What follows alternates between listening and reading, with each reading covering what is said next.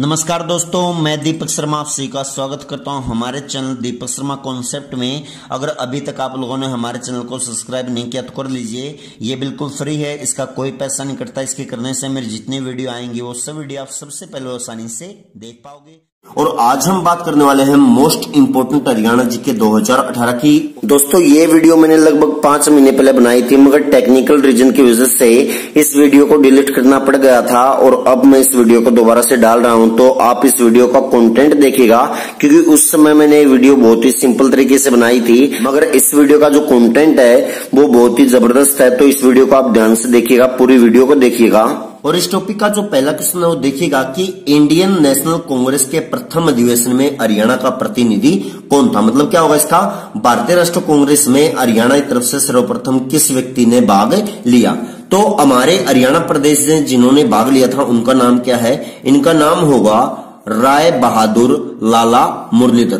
तो राय बहादुर लाला मुरलीधर ने सबसे पहले इंडियन नेशनल कांग्रेस में भाग लिया।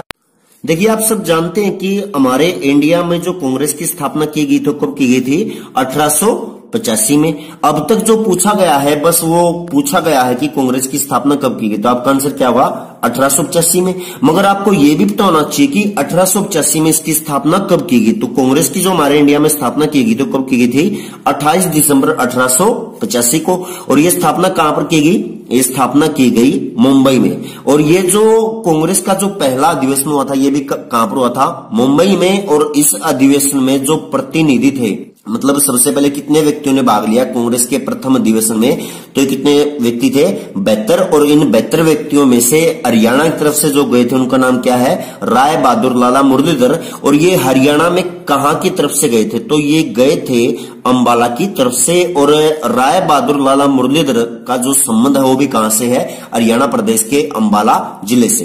देखिए जो कांग्रेस के अधिवेशन हुए थे उनमें से 3 अधिवेशन ऐसे हैं जिनमें हरियाणा के प्रतिनिधियों ने भाग लिया। अब पहला तो आपके सामने है कि प्रथम अधिवेशन में राय बहादुर लाला मुरलीधर ने भाग लिया। अब ये जो 2 अधिवेशन बचे कौन कौन से, देखिए जो दूसरा अधिवेशन हुआ था कांग्रेस का दूसरा अधिवेशन, ये हुआ था 1886 में।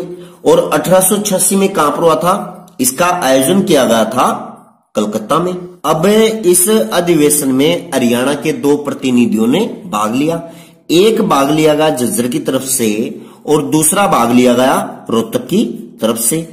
अब इन दोनों जिलों से अलग अलग प्रतिनिधियों ने कांग्रेस के दूसरे अधिवेशन में भाग लिया और ये कहां पर हुआ था, कलकत्ता में।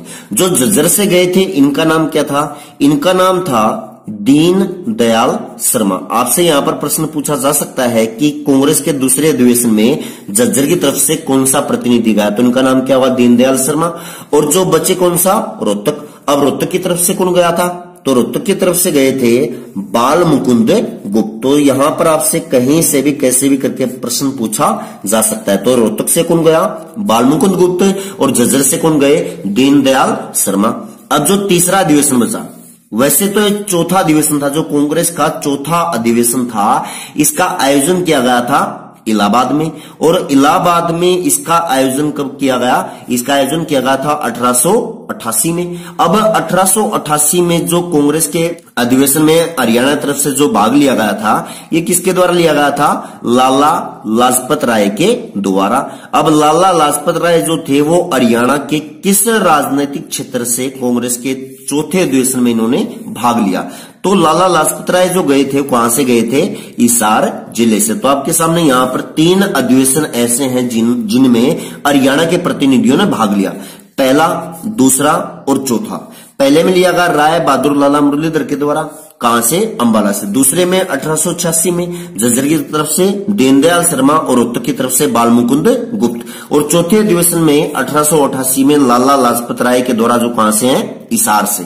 दूसरा पॉइंट देखिएगा कि हरियाणा में पहली ट्रेन सर्वप्रथम कहां पर चली, तो सबसे पहले बात है 1873 की। 1873 में हमारे हरियाणा प्रदेश में सर्वप्रथम ट्रेन चली। और ये ट्रेन कहां पर चली थी, ये ट्रेन चली थी हमारे हरियाणा प्रदेश के रेवाड़ी जिले में। अब ये जो रेवाड़ी रेलवे स्टेशन है ये हमारे हरियाणा प्रदेश का सबसे बड़ा रेलवे स्टेशन भी है। तो यहाँ पर आप ये बात भी आप ध्यान रखिएगा। आपसे यहाँ पर 3 प्रश्न नए बन सकते हैं कि सर्वप्रथम ट्रेन कब चली 1873 में, कहां पर चली, रेवाड़ी में। और हरियाणा का सबसे बड़ा जो रेलवे जंक्शन है वो भी कौन सा है, रेवाड़ी जिला। अब देखिए जब हमारा हरियाणा प्रदेश अलग हुआ कब, 1966 में। अब जो 1966 में हरियाणा था और हरियाणा में जो रेल मार्ग था इसकी कुल लंबाई कितनी थी, 3245 किलोमीटर। मगर वर्तमान की रिपोर्ट के अकॉर्डिंग देखा जाए कि वर्तमान में हरियाणा में रेल मार्ग या फिर रेलवे जाल कितना हो चुका है, तो यहां पर जो आपका आंसर होगा वो क्या हुआ, 4334 किलोमीटर। तो 1966 में कितना रेल मार्ग था, 3245, और वर्तमान में कितना हो चुका है, 4334 किलोमीटर। अब यहां पर आपको रेवाड़ी के साथ एक जिले का नाम और आपको याद करना है, जिला कौन सा होगा, मेवात। अब मेवात जो है वो हमारे हरियाणा प्रदेश के अन्य जिलों की अपेक्षा बिल्कुल अलग है। वो कैसे, देखिए हमारे हरियाणा प्रदेश का एकमात्र ऐसा जिला जहां पर कोई भी रेलवे मार्ग नहीं है, तो ये जिला कौन सा होगा, मेवात। तो यहां पर ये प्रश्न बहुत बार पूछा जा चुका है एचएसएससी में कि हरियाणा प्रदेश का ऐसा कौन सा जिला है जहां पर कोई भी रेलवे मार्ग नहीं है, तो जिला कौन सा होगा, मेवात। और मेवात को आप वर्तमान में क्या बोल सकते हो, नू। तो दोनों बात आप ध्यान रखिएगा। तीसरा पॉइंट देखिएगा कि असहयोग आंदोलन को बल प्रदान करने के लिए महात्मा गांधी हरियाणा में कहां आए। तो देखिए जो असहयोग आंदोलन था ये असहयोग आंदोलन कब स्टार्ट हुआ था, 1920 में। और 1920 में महात्मा गांधी हमारे हरियाणा प्रदेश में असहयोग आंदोलन को बल प्रदान करने के लिए 3 जगह पर आए। अब ये 3 जगह कौन कौन सी हैं देखिए, और ये कब कब आए। सबसे पहले ये आए 15 फरवरी 1920 को, पहली बार कब आए, 15 फरवरी 1920 को।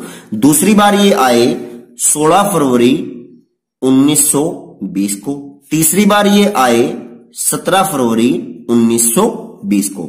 तो सर्वप्रथम जो महात्मा गांधी असहयोग आंदोलन को बल प्रदान करने के लिए आए थे, ये कहां पर आए थे, भिवानी में। और भिवानी के बाद 16 फरवरी 1920 को कहां पर आए, ये आए कलानौर में। और कलानौर के बाद 17 फरवरी 1920 को ये कहां पर आए, रोहतक में। तो नॉर्मली वे में अगर बात की जाए तो असहयोग आंदोलन को इसको बढ़ावा देने के लिए महात्मा गांधी 3 जगह पर आए थे हरियाणा में, कहां पर, भिवानी, कलानौर और रोहतक में। तो ये सारी बातें आप ध्यान रखिएगा। चौथा पॉइंट देखिएगा कि हरियाणा में इंडियन ऑयल कॉर्पोरेशन के प्लांट की सर्वप्रथम स्थापना कहां की गई। देखिए जो इंडियन ऑयल कॉर्पोरेशन है इसकी स्थापना हमारे हरियाणा प्रदेश में कब की गई थी, 1980 में। तो आईओसी जो इंडियन ऑयल कॉर्पोरेशन कंपनी है इसकी स्थापना कब हुई, 1980 में। और ये 1980 में कहां पर हुई थी, बापोली गांव में। और 1980 में जो बापोली गांव था वो कहां पर था, करनाल में। मगर करनाल से हमारे हरियाणा प्रदेश का एक नया जिला अलग किया गया कब, 1 नवंबर 1989 को। और ये 1 नवंबर 1989 को जो नया जिला बनाया गया था वो कौन सा बनाया गया था, पानीपत। तो वर्तमान के अकॉर्डिंग देखा जाए तो बापोली गांव पहले कहां पर था, करनाल में। मगर नया जिला बनने के बाद ये कहां पर आ गया, पानीपत में। तो यहां पर जो आपका आंसर होगा वो आंसर क्या होगा, करनाल। और करनाल का कौन सा गांव, बापोली गांव। अगर वैसे नॉर्मली पूछा जाए कि बापोली गांव इंडियन ऑयल कॉर्पोरेशन कंपनी कहां पर, तो यहां पर आपका आंसर क्या होगा, पानीपत जिला। 5वां पॉइंट देखिएगा कि राजीव गांधी अक्षय ऊर्जा पार्क की स्थापना कहां की जा रही है। तो जो स्थापना की जा रही है कहां पर की जा रही है, हरियाणा प्रदेश के गुरुग्राम जिले में। और राजीव गांधी अक्षय ऊर्जा पार्क बनाने में जो खर्चा आएगा वो खर्चा कितना है, 1.87 करोड़ रुपए। अब ये देखिएगा जो राजीव गांधी अक्षय ऊर्जा पार्क है इसकी स्थापना की जा रही है किसके द्वारा, हमारी अंतरराष्ट्रीय एक संस्था जिसका नाम क्या है, अंतरराष्ट्रीय सौर ऊर्जा संस्थान। तो अंतरराष्ट्रीय सौर ऊर्जा संस्थान जो है इसी के अंडर में इसका निर्माण किया जा रहा है। अब ये अंतरराष्ट्रीय सौर ऊर्जा संस्थान जो है ये कहां पर है, ये भी होगी हमारे हरियाणा प्रदेश के गुरुग्राम जिले में। अब गुरुग्राम जिले में इसका जो हेडक्वार्टर है वो कहां पर है, देखिए गुरुग्राम में एक गांव है जिसका नाम क्या है, गवल पहाड़ी। तो गोवल पहाड़ी में अंतरराष्ट्रीय सौर ऊर्जा संस्थान का मुख्यालय है। और वर्तमान समय में जो अंतरराष्ट्रीय सौर ऊर्जा संस्थान है, इसमें जो सदस्य हैं, ये एक अंतरराष्ट्रीय संस्था है। इसकी स्थापना कहां पर की गई थी? गुरुग्राम में। और वर्तमान समय में जो इसके सदस्य हैं, मेंबर हैं, उनकी संख्या कितनी है? 121। यहां पर आपसे यह प्रश्न भी पूछा जा सकता है। छठा पॉइंट देखिएगा कि मोहनजोदड़ो के बाद हड़प्पा सभ्यता का दूसरा बड़ा स्थल कौन सा है? तो मोहनजोदड़ो के बाद जो हड़प्पा सभ्यता का सबसे बड़ा स्थल है वो कौन सा है? राखीगढ़ी। अब ये जो मोहनजोदड़ो है, ये ऑल ओवर सबसे बड़ा हड़प्पा सभ्यता का स्थल है, जो कहां पर है? पाकिस्तान में। और जो राखीगढ़ी है, राखीगढ़ी कहां पर है? ये है हरियाणा प्रदेश के हिसार जिले में। और जो राखीगढ़ी स्थल है, इसकी खोज की गई थी किसके द्वारा? रविंद्र सिंह बिष्ट के द्वारा। मैं शॉर्ट फॉर्म में लिख रहा हूं, मगर आप पूरा लिखेगा कि रविंद्र सिंह बिष्ट के द्वारा राखीगढ़ी नामक हड़प्पा सभ्यता के स्थल की खोज की गई। देखिए, एक प्रश्न और पूछा जाता है लगभग जितने भी हड़प्पा सभ्यता के स्थल हैं उनके ऊपर, कि कौन सा स्थल कौन सी नदी के किनारे है। और अभी हम किसकी बात कर रहे हैं? राखीगढ़ी की। तो जो राखीगढ़ी जो हड़प्पा सभ्यता का स्थल है, वो कौन सी नदी के किनारे है? तो जो नदी है, नदी कौन सी है? दरसदवती नदी। अब तक नहीं पूछा गया, मगर इन फ्यूचर पूछ सकता है कि राखीगढ़ी जो हड़प्पा सभ्यता का स्थल है वो कौन सी नदी के किनारे था। तो कौन सी नदी होगी? दरसदवती नदी। अब बात यह आती है, प्राचीनतम नगर है। अब यहां से क्या क्या चीजें मिली? तो यहां पर मुख्य रूप से दो चीज मिली थी। एक मिला यहां से मर्द बांड कि हमारे हरियाणा प्रदेश का ऐसा कौन सा हड़प्पा सभ्यता स्थल है जहां से मर्द बांड की प्राप्ति हुई? तो ये जगह कौन सी होगी? राखीगढ़ी। और दूसरी जो चीज मिली वो मिली पत्थर से बने आभूषण, कि पत्थर के जो आभूषण थे वो कौन सी जगह से मिले? तो ये भी कहां से मिले हैं? हड़प्पा सभ्यता के स्थल राखीगढ़ी से, जो कहां पर? हिसार में। कौन सी नदी के किनारे था? दरसदवती नदी के किनारे। और इसकी खोज किसके द्वारा की गई? रविंद्र सिंह बिष्ट के द्वारा। सातवां पॉइंट देखिएगा कि उत्तरी भारत का नंदवन किसे कहा जाता है? तो उत्तरी भारत का जो नंदवन है वो कहा जाता है यादवेंद्र गार्डन को। अब ये यादवेंद्र गार्डन कहां पर है? तो यादवेंद्र जो गार्डन है कहां पर है? ये है हमारे हरियाणा प्रदेश में पंचकुला जिले के पिंजौर शहर में। और पिंजौर शहर में होने की वजह से इसको बोला जाता है पिंजौर गार्डन। मतलब पिंजौर गार्डन को भी हम क्या बोल सकते हैं? उत्तरी भारत का नंदवन। देखिए, ये बात है लगभग 17वीं शताब्दी की। 17वीं शताब्दी में जो मुगल शासक था, उस मुगल शासक का नाम क्या था? औरंगजेब। अब औरंगजेब के एक भाई थे, उन भाई का नाम है, औरंगजेब के भाई का नाम फिदाई खान। तो फिदाई खान ने इस गार्डन का निर्माण कहां पर करवाया था? पंचकुला के पिंजौर में। अब यहां पर आपसे एक प्रश्न और पूछा जा सकता है, जो औरंगजेब और फिदाई खान हैं, ये दोनों के दोनों क्या हैं? ये दोनों के दोनों थे मुगल। अब इनके बनाने के कारण फिदाई खान ने इसका निर्माण करवाया। अब इसी वजह से इसको एक नाम और दे दिया, और वो नाम क्या दिया गया? मुगल गार्डन। तो आपके सामने यहां पर 3 गार्डन हो चुके हैं जो एक ही चीज है। पहला कौन सा? Yadavendra garden, Pinjore garden. तीसरा कौन सा? मुगल गार्डन। इन तीनों को उत्तरी भारत का नंदवन कहा जाता है, जो कहां पर है? हरियाणा प्रदेश के पंचकुला जिले में। और इसका निर्माण करवाया गया 17वीं शताब्दी में औरंगजेब के भाई फिदाई खान के द्वारा। 8वां पॉइंट देखिएगा कि भारत के मुख्य चुनाव आयुक्त कौन थे जब हरियाणा के प्रथम मुख्यमंत्री निर्वाचित हुए? देखिए, जो हरियाणा प्रदेश के प्रथम मुख्यमंत्री थे उनके बारे में तो आप सब जानते हो कि पंडित भगवतलाल शर्मा हमारे हरियाणा प्रदेश के प्रथम मुख्यमंत्री थे। मगर यहां पर उनकी बात नहीं हो रही है, यहां पर बात किसकी हो रही है? हरियाणा प्रदेश के प्रथम निर्वाचित मुख्यमंत्री। और इन प्रथम निर्वाचन मुख्यमंत्री का जो नाम था वो नाम क्या था? राव वीरेंद्र सिंह। देखिए, बात है 24 मार्च 1967 की। 24 मार्च 1967 में राव वीरेंद्र सिंह ने मुख्यमंत्री पद की शपथ ली। और जब इनका चुनाव हुआ था तो उस समय जो भारत के मुख्य चुनाव आयुक्त थे, भारत के मुख्य चुनाव आयुक्त का नाम था MP सेन वर्मा। तो सर्वप्रथम जब हमारे हरियाणा प्रदेश के मुख्यमंत्री निर्वाचित किए गए तो उस समय भारत का मुख्य चुनाव कौन था? MP सेन वर्मा। और ये टाइम पीरियड कितना होगा? 24 मार्च 1967 को। 9वां पॉइंट देखिएगा कि हरियाणा शतरंज संघ का गठन कब हुआ? तो हमारे हरियाणा प्रदेश में जो हरियाणा शतरंज संघ बनाया गया था, ये कब बनाया गया था? 2008 में। अब आपको यहां पर एक व्यक्ति का नाम और याद रखना है। अब ये व्यक्ति कौन है?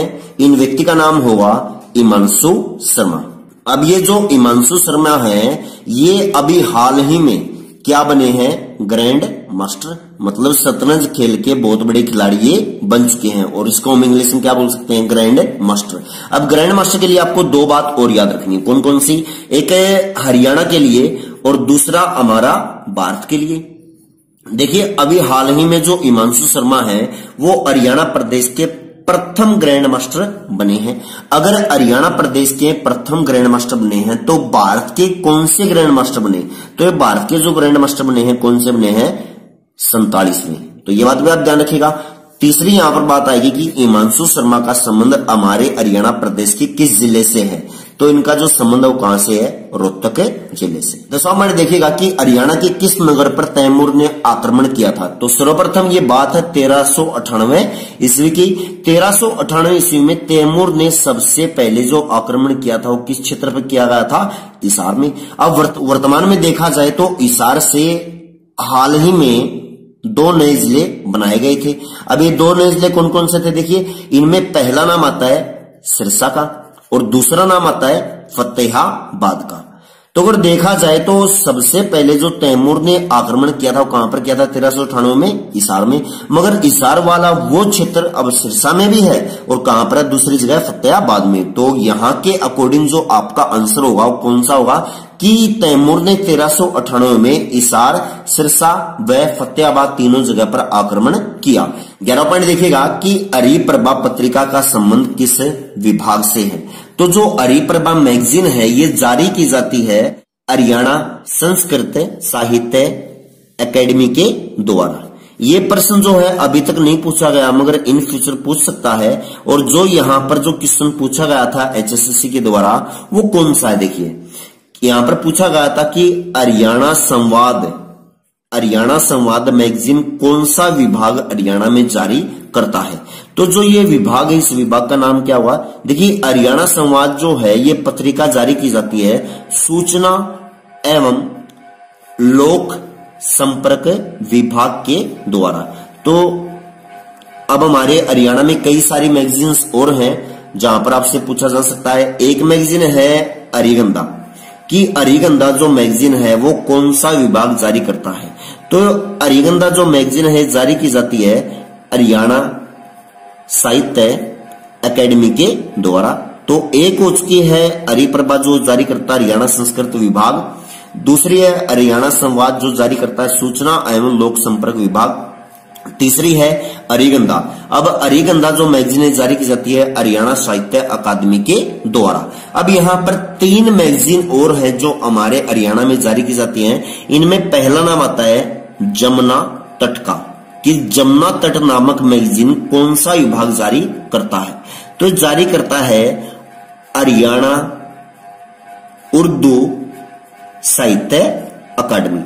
कि जमुना तट नामक मैगजीन कौन से विभाग के द्वारा जारी की जाती है, तो ये विभाग कौन सा हुआ, हरियाणा उर्दू साहित्य अकादमी। अब इसके बाद नाम आता है शबद बूंद का, कि शबद बूंद नामक मैगजीन कौन से विभाग के द्वारा जारी की जाती है, तो ये होगा हरियाणा पंजाबी साहित्य एकेडमी। और जो अंतिम मैगजीन है इसका नाम है हरियाणा खेती, कि हरियाणा खेती नामक मैगजीन कौन से विभाग के द्वारा जारी की जाती है, तो ये जो हरियाणा खेती कोई किसी विभाग के द्वारा नहीं बल्कि एक यूनिवर्सिटी के द्वारा जारी की जाती है। और इस यूनिवर्सिटी का नाम क्या है, हरियाणा एग्रीकल्चर यूनिवर्सिटी, या फिर आप हिंदी में इसको बोल सकते हो हरियाणा कृषि विश्वविद्यालय। 12वां पॉइंट देखिएगा कि किस वन्यजीव अभ्यारण्य को सोनसर जंगल के नाम से जाना जाता है, तो सोनसर जंगल के नाम से जाना जाता है सरस्वती वन्यजीव अभ्यारण्य को।